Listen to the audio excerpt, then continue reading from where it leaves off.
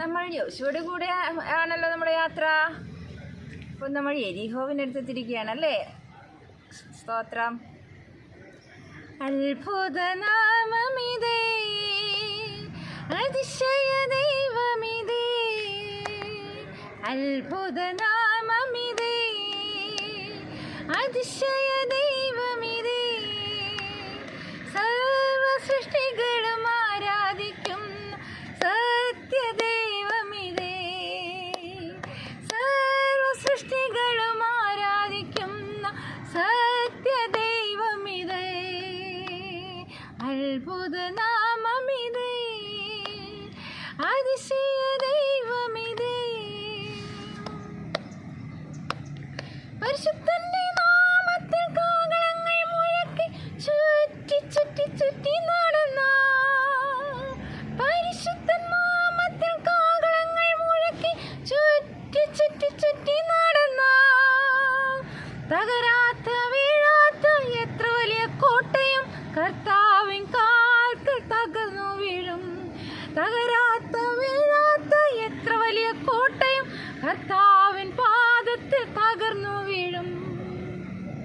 അത്ഭുതനാമമിതേ, അതിശയ ദൈവമിതേ, സർവ സൃഷ്ടികളും ആരാധിക്കുന്ന സത്യദൈവമിതേ, സർവ സൃഷ്ടികളും ആരാധിക്കുന്ന സത്യദൈവമിതേ.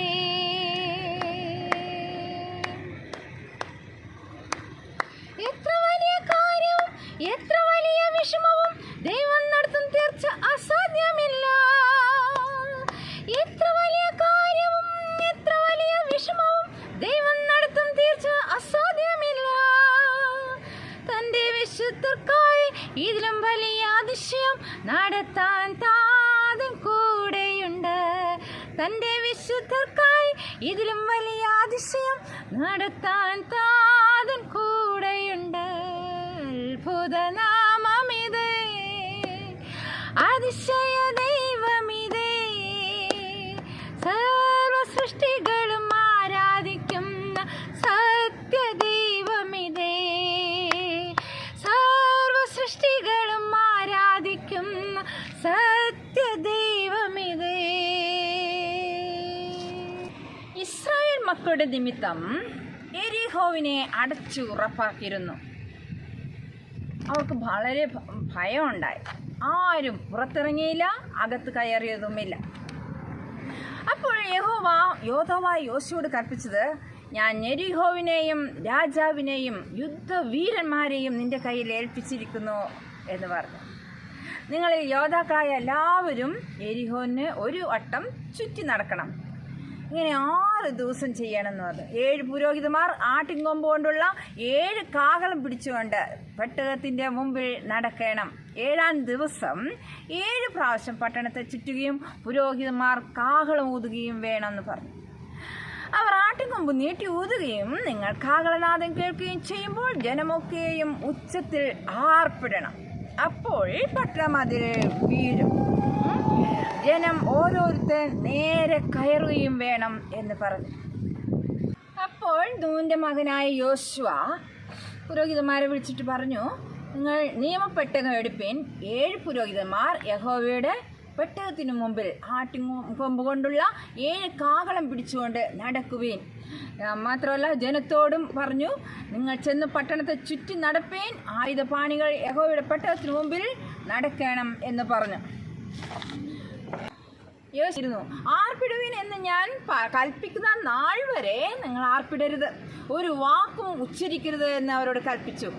കാരണം അങ്ങനെ യഹോവയുടെ പെട്ടകം ഒരു പ്രാവശ്യം പട്ടണത്തെ ചുറ്റി നടന്നു. പിന്നെ അവർ പാളയത്തിൽ വന്നു. അങ്ങനെ പാളയത്തിൽ വന്ന് പാർത്തു. പട്ടണത്തെ ചുറ്റുമ്പോൾ മിണ്ടരുത് എന്ന് ദൈവം കൽപ്പിച്ചത് നന്നായി അല്ലേ? കാരണം അവർ സംസാരിച്ചിരുന്നെങ്കിൽ വിരോധമായിരുന്നു അല്ലേ? ഇതെന്തൊരു വിഡിത്തമാണ് ഈ ചെയ്യുന്നത് എന്നൊക്കെ പറഞ്ഞേനെ. എന്നാൽ ഇതുപോലെ ചിലപ്പോൾ മറ്റുള്ളവർക്ക് അപരിചിതം എന്ന് തോന്നുന്ന കാര്യങ്ങൾ, അങ്ങനെ തോന്നുന്ന കാര്യങ്ങൾ ദൈവം പലപ്പോഴും നമ്മളോട് പറയാനായിട്ട് ചെയ്യാനായിട്ട് കൽപ്പിച്ചാൽ അത് വിശ്വസ്തമായി ചെയ്താൽ എല്ലാം ശരിയാകും. ഇന്നത്തെ നമ്മുടെ വാക്യം സങ്കീർത്തനം 33:29. നമ്മുടെ ഉള്ളം യഹോവയ്ക്കായി കാത്തിരിക്കുന്നു, അവൻ നമ്മുടെ സഹായവും പരിചയം ആകുന്നു. സങ്കീർത്തനം 33:29. അത്ഭുതനാമമിതേ, അതിശയ ദൈവമിതേ, സർവ സൃഷ്ടികളും ആരാധിക്കുന്ന സത്യദൈവമിതേ, സർവ സൃഷ്ടികളും ആരാധിക്കുന്ന